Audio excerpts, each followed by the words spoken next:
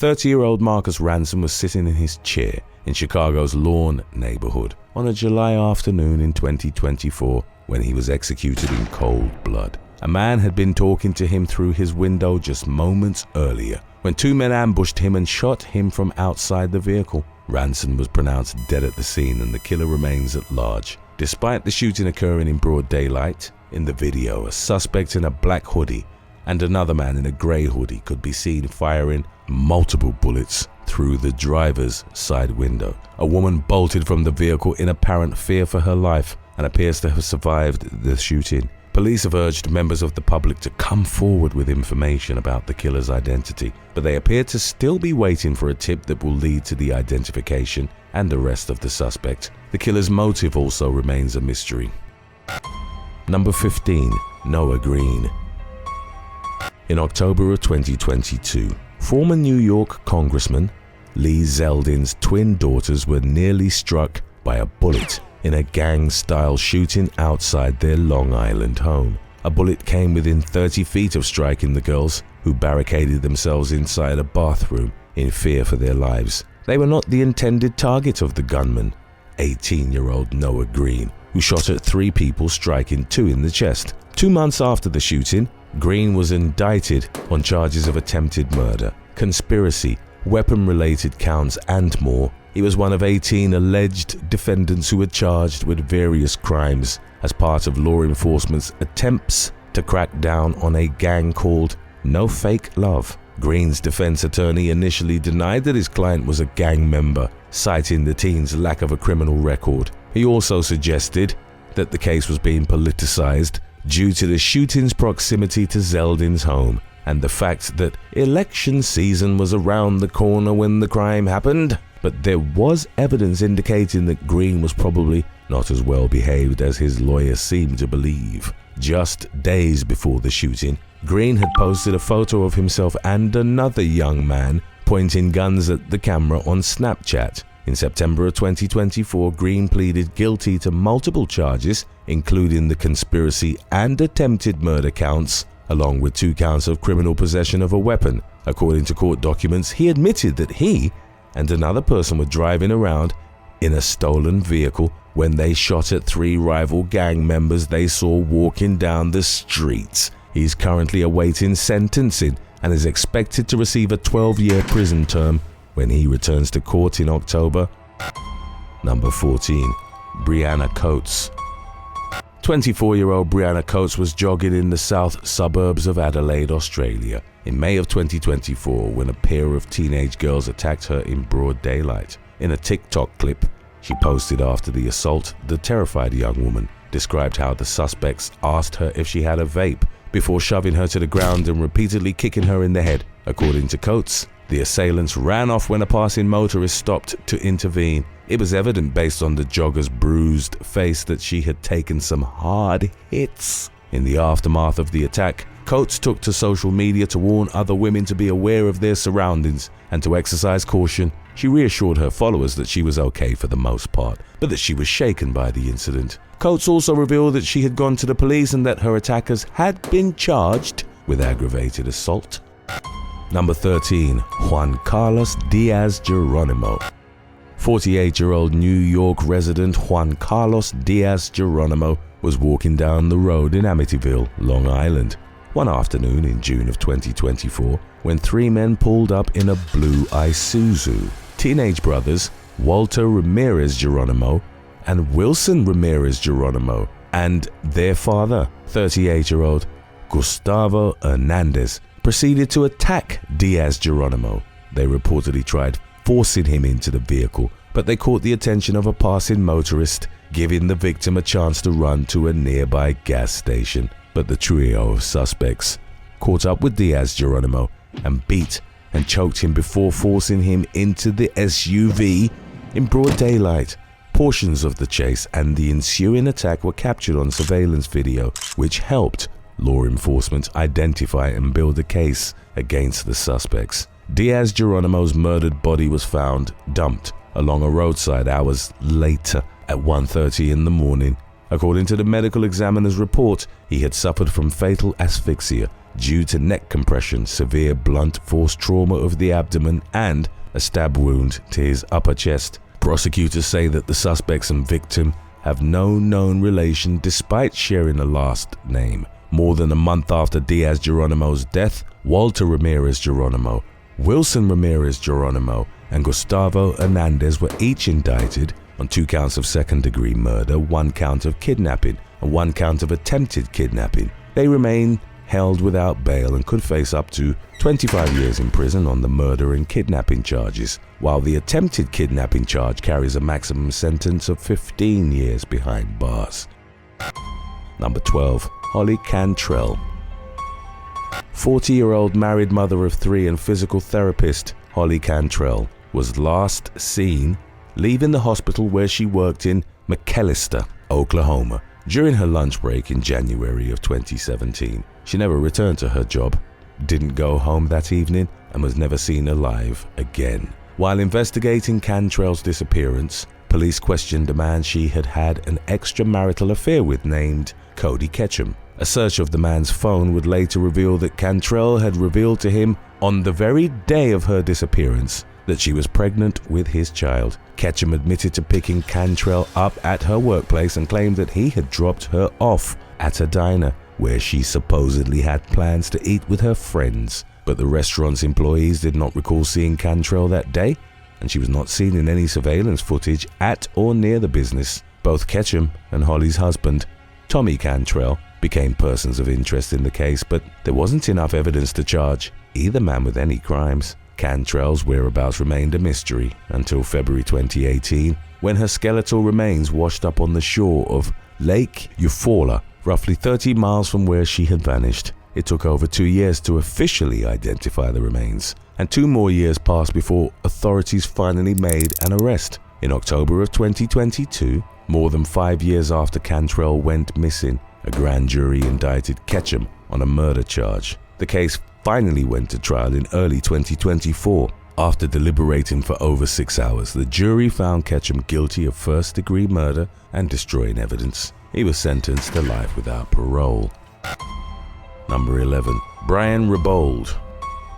A 38-year-old Pennsylvania man named Brian Rebold is accused of committing the unthinkable on an August afternoon in 2024 when he stabbed his 73-year-old mother Diana to death in the street as horrified bystanders looked on. The incident occurred outside Pittsburgh in the small town of Arnold at around 5:30 in the evening. Responding officers found Diana lying on the pavement near the house that she and Brian shared. She was bleeding profusely from multiple stab wounds, including a head wound, and was pronounced dead at the scene. A neighbor told Pittsburgh-based news station that she had heard Brian yelling in the street on a recent prior occasion, and that it appeared as though he had killed his mother during an argument. Police found Brian at the scene, covered in blood, and quickly took him into custody on suspicion of murder. Brian reportedly admitted to stabbing Diana during questioning, but failed to provide an exact motive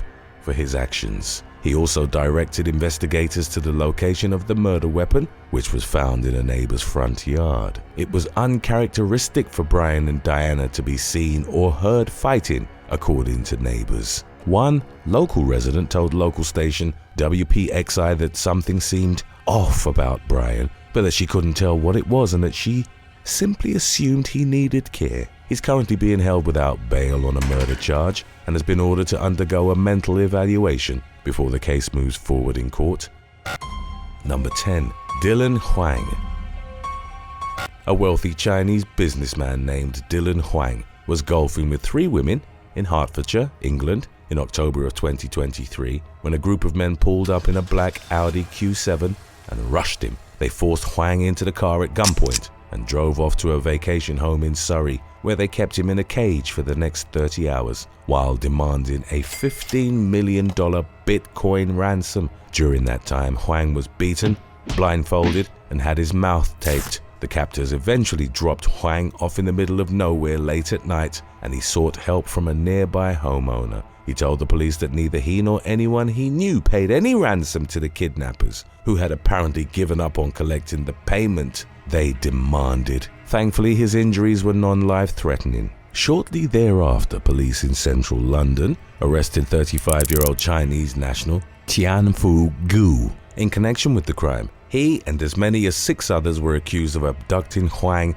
in an organized gang plot, but his alleged accomplices reportedly fled the country before they could be taken into custody. During his trial, Gu denied being a gang member and claimed that he was merely a tourist who was in the UK to sightsee and explore job opportunities. He failed to convince the jury that he was innocent, however, and was found guilty of conspiracy to kidnap and blackmail. Gu received 2 concurrent 12-year prison sentences for his crimes, and it's unclear whether authorities are still trying to bring his accomplices to justice.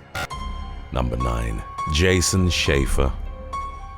On what began as a normal work day delivering mail in Longmont, Colorado in October 2021, 33-year-old Jason Schaefer was killed in an onslaught of bullets. He was well liked, and the crime occurred in a residential area with a low crime rate, initially leaving community members and investigators perplexed about who murdered the postal worker and why. Upon arriving at the crime scene, the first thing Schaefer's postmaster said was, "Did the baby mama do it?" At the time of his death, the slain mailman was entangled in a contentious child custody dispute with his ex-girlfriend, 26-year-old Devan Schreiner. Witnesses reported seeing someone in a hoodie fleeing the scene immediately after the shooting, and Schreiner's vehicle was captured in the area on surveillance footage at the time of the incident. The young woman initially told police that she was eating pizza rolls on her lunch break when the crime occurred, and that she returned to her job after she finished her meal. Armed with a mounting stack of evidence against Schreiner,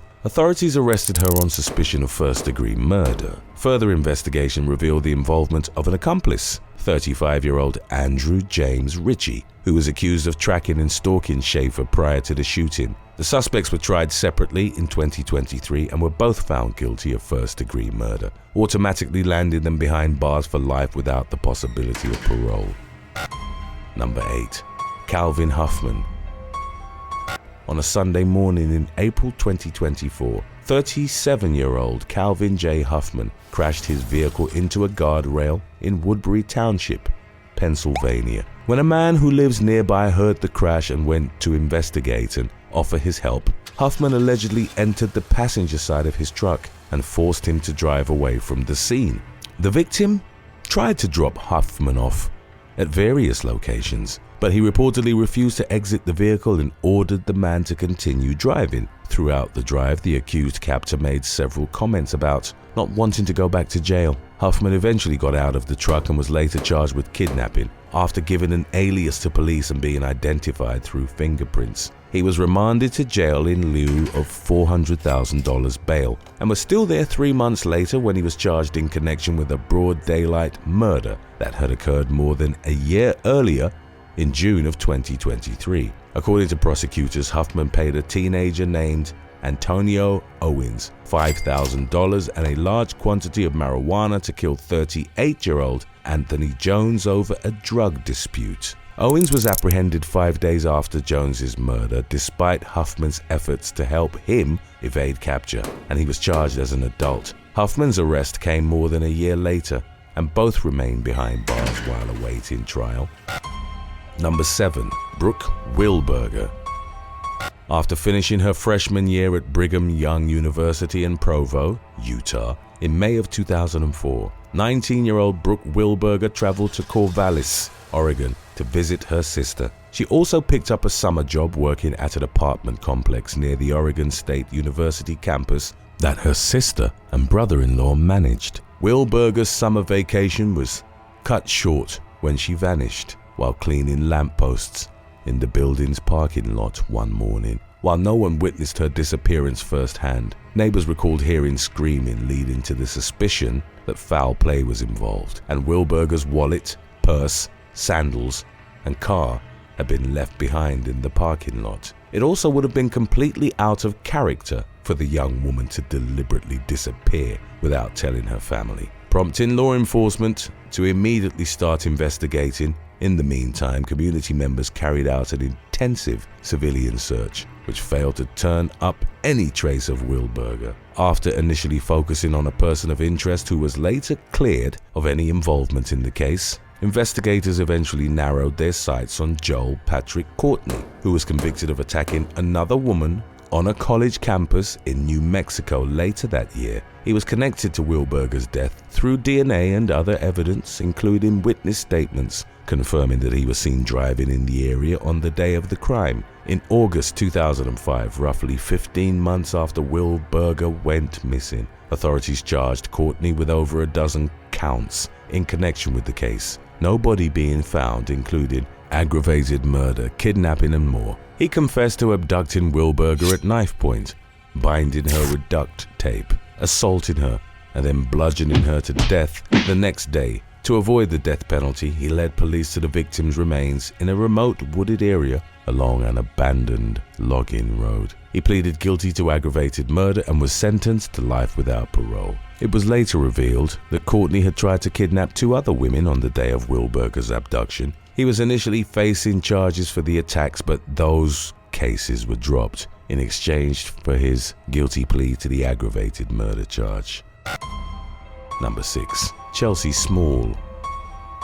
30-year-old single mother of 2 was working at a check cashing store in Taylor, Michigan in November 2013 when a man calmly entered the business and shot her twice with a silenced semi-automatic pistol. He stole $250 from the cash register and fled the scene. Small died from her injuries, and her murderer's identity remains a mystery to this day, despite surveillance images of the man being widely circulated in the media. The photos do not offer a detailed glimpse of his face, but they are clear enough to show the suspect's physical build and clothing, which consisted of a work uniform-style outfit with cargo pants and light-colored shoes. In their appeals to the public for tips, police described the gunman as having shoulder-length brown hair and being between the ages of 35 and 50 years old at the time of the murder. Law enforcement also mentioned, based on the security footage, that the killer was extremely skilled with the gun, indicating that he may have security or military training.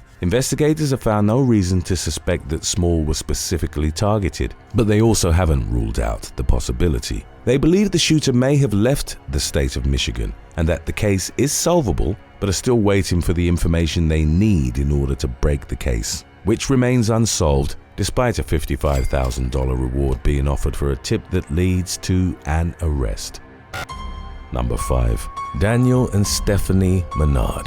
79-year-old Daniel Menard and his 73-year-old wife, Stephanie, were last seen leaving their home on a Redlands, California nudist ranch with their dog Cuddles on a Saturday morning in August of 2024. When they failed to turn up at church the next day, a friend reported them missing. Shortly into the investigation, police found the Menards' vehicle down the road from their home with Stephanie's purse inside. Both Stephanie and Daniel's cell phones were found inside the residence. At this point, their friends became extremely worried. They knew it was unlikely that the couple would have left their car where it was and walked anywhere, especially since Stephanie relied on the use of a cane, and it was completely out of character for the pair to simply up and vanish, especially without taking their belongings with them. Daniel and Stephanie Menard were also extremely well liked within their community, leaving many of their friends baffled about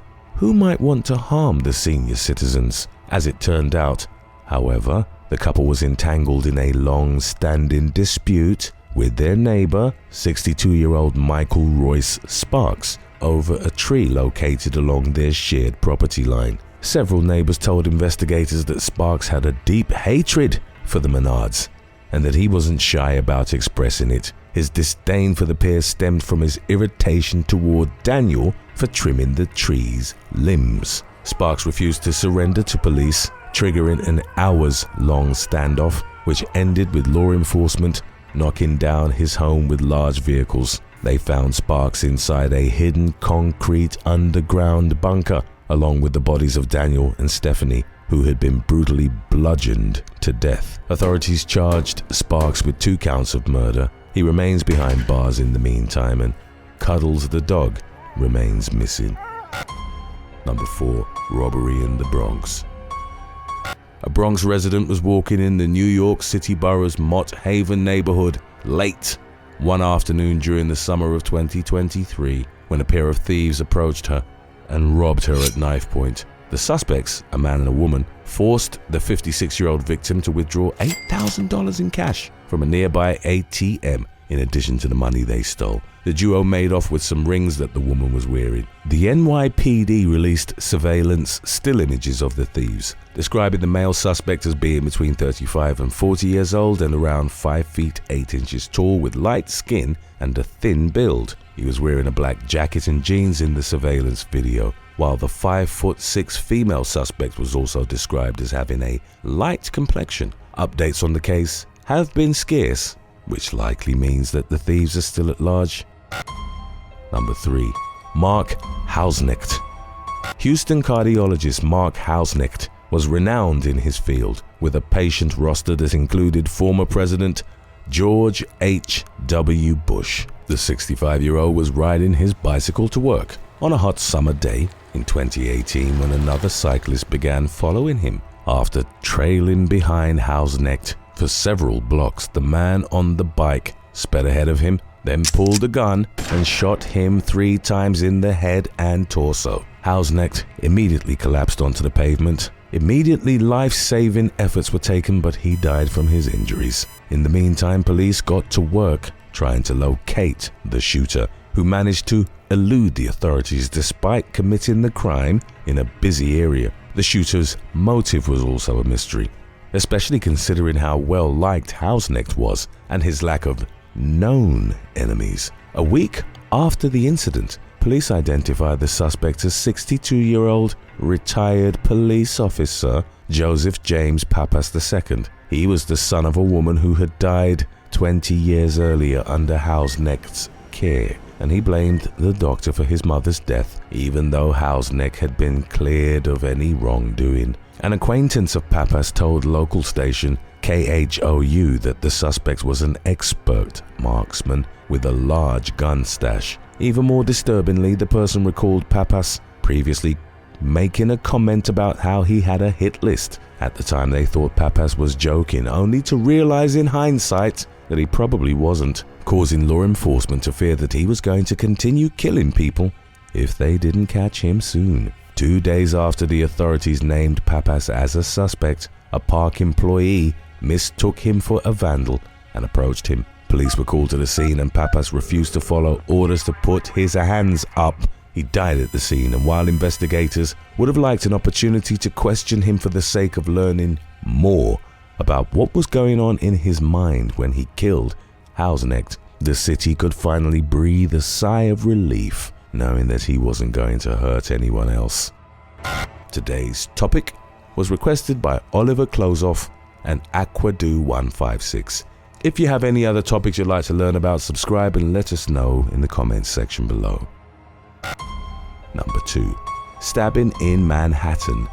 In a shocking act of violence that was captured on camera in August 2022, a 23-year-old New York City resident was attacked from behind on an upper Manhattan sidewalk at 2 o'clock in the afternoon. Surveillance footage shows the 22-year-old attacker approaching the male victim in the Inwood neighborhood and immediately punching him, leading to a struggle between the two. As the altercation spilled into the street, the perpetrator pulled a knife from beneath his clothing and stabbed him 4 times. In an attempt to escape his attacker, the victim walked out into the street. By chance, he ran in front of an unmarked police car, prompting the vehicle's occupants to spring into action. The officers exited the car, some with guns drawn, and quickly apprehended the suspect, whose name was withheld from initial news reports. In the meantime, the victim laid down in the street due to weakness from his injuries. He was taken to the hospital in an ambulance, and his assailant was arrested. While the reasons behind the attack are a mystery, witnesses told investigators that the men were fighting over a woman. It remains unclear whether prosecutors moved forward with a case against the attacker. If you think these broad daylight criminal stories weren't terrible enough for you, stick around for our previous release of 9 wasted women who wrecked their cars, coming up right after number 1. Number 1. Diana DiGiacomo. 70-year-old Diana DiGiacomo was walking her dog in Chicago's Lincoln Park Shortly before noon in December of 2022, when an SUV pulled up, a man exited the vehicle and robbed DiGiacomo at gunpoint, threatening to shoot the senior citizen if she refused to hand over her purse. DiGiacomo would later tell NBC Chicago that the thief showed no fear as he told her to give up her belongings. Fearing for her life, the elderly woman heeded the suspect's command and gave him her purse. He grabbed her car keys and drove off in her vehicle, while the SUV he had arrived at the crime scene in also fled the scene. Shortly after the incident, DiGiacomo came forward with her story. She said that the incident had caused her to become increasingly fearful of walking Chicago's streets, and that she and her husband had been spending more time at another home they owned in Wisconsin in the aftermath of the daytime robbery. It's unclear whether the suspects were ever caught. On January the 14th of 2022, North Las Vegas police received word of a multi-vehicle wreck near Cheyenne Avenue and Civic Center Drive. As per police reports, a car was making a U-turn in a center lane and inadvertently crossed paths with another oncoming vehicle. The resulting collision caused both the passenger and driver of the first car to be ejected. The second car, which was driven by Summer Butler, traveled about 150 feet before careening into some landscaping. All three of the people involved were hospitalized in the aftermath. At the hospital, Butler was reportedly acting erratic and had to be sedated by medical staff. While paramedics were tending to her wounds, a small baggie containing a white substance fell out of the left side of her bra, according to North Las Vegas police. The substance was later confirmed to be cocaine. Blood tests would reveal that Butler was high on cannabis and cocaine on the night of the crash. She also had more than the legal limit of alcohol in her system. The woman's car had been traveling at about 70 miles per hour leading up to the collision, which occurred within a 40-mile-per-hour zone. Butler was charged with DUI resulting in death, reckless driving, and being in possession of a controlled substance. In a surprising twist, law enforcement revealed that the victim who perished in the violent crash had also been intoxicated. They were more than 3 times above the legal limit of alcohol and also had a substantial amount of meth show up on toxicology reports. Butler had previously been arrested for DUI in June of the previous year and had been ordered to stay away from all drugs and alcohol. Number 8. Hannah Ray. 32-year-old Jeffrey Connor was riding his motorcycle eastbound along Gulf to Bay Boulevard in Clearwater, Florida, early on December the 4th of 2022. As the man approached the intersection with US Highway 19, the path of his motorcycle crossed with that of a westbound Toyota Prius that made a sudden reckless turn. The bike violently collided with the Prius, which sustained serious damage to its passenger side door. Connor, whose motorcycle was wrecked, was rushed to Morton Plant Hospital where he succumbed to his critical injuries. Law enforcement spoke with the driver of the Prius, identified as 28-year-old Hannah Ray. She exhibited obvious signs of intoxication, including bloodshot eyes and slurred speech. Ray's breath reportedly smelled like alcohol and she swayed back and forth while speaking with officers. After admitting to drinking alcohol before getting behind the wheel, the woman was taken into custody. She was booked at the Pinellas County Jail on a charge of DUI manslaughter, but was subsequently released on bond. Number 7. Alexandria Louise Lind.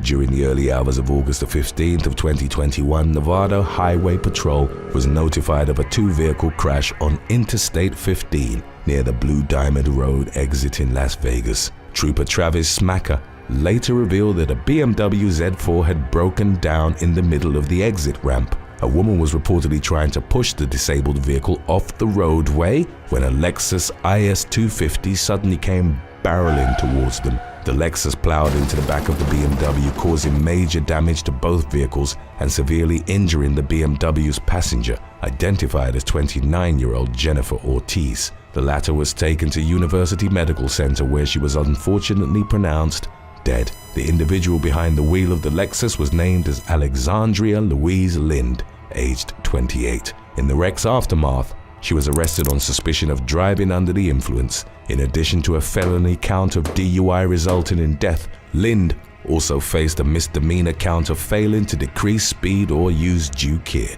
Official state records indicated that she was ultimately sentenced to a minimum of 24 months and a maximum of 60 months in prison. Number 6. Brianna Noel James. At around 1:30 a.m. on February the 17th of 2019, police officers in Irving, Texas, were blocking the left lane of the roadway while a tow truck was loading one of the vehicles involved in a hit-and-run collision. The crash occurred at the intersection of southbound Loop 12 and Grauweiler Road. As first responders worked at the scene, a car suddenly blazed through, smashing into a police vehicle in the process. The officer who'd been seated in the car that was struck sustained only minor injuries. In the wake of the crash, the individual in the suspect vehicle, Brianna Noel James, was taken to a hospital as a precaution, and it was determined that she also wasn't seriously injured. She was, however, under the influence of alcohol. Consequently, James was arrested on suspicion of DWI and taken to Irving Jail. No further updates had been provided as of August of 2023. Number 5. Porsche gets totaled.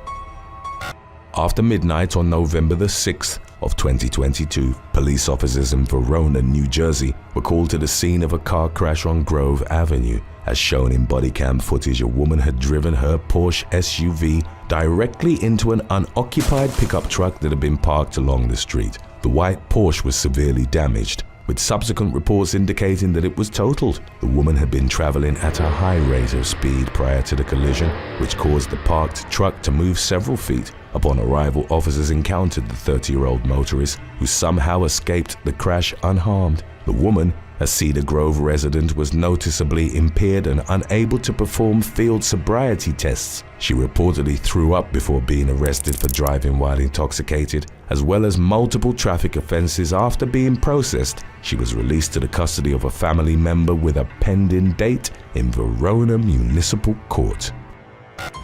Number 4. Amy Ann Dillon.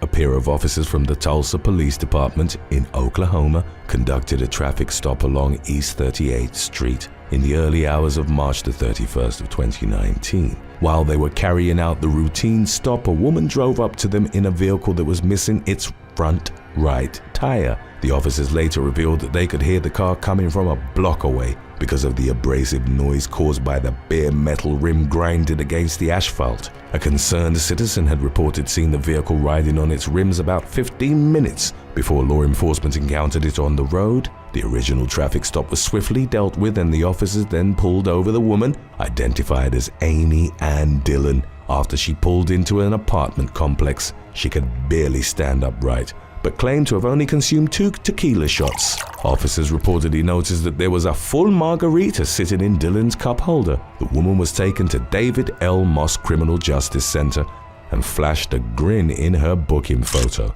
Her blood alcohol level at the time of the traffic stop was determined to be 0.21. She was charged with DUI, operating a motorized vehicle with defective tires, transport of an open container, and driving without a license. Number 3. Kristen Watts.